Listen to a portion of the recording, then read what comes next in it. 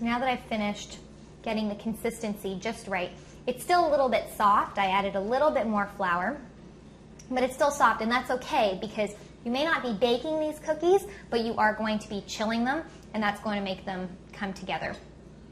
And now I'm taking about a heaping tablespoon and rolling that tablespoon into a ball and then into the rest of those sesame seeds that we toasted.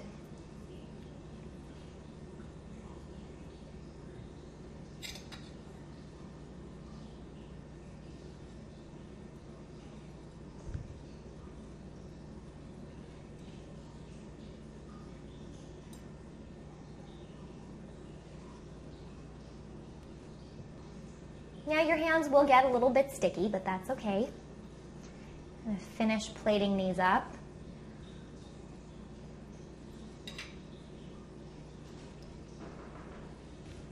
Now they're not quite ready to eat. I always find myself wanting to eat them right at this point.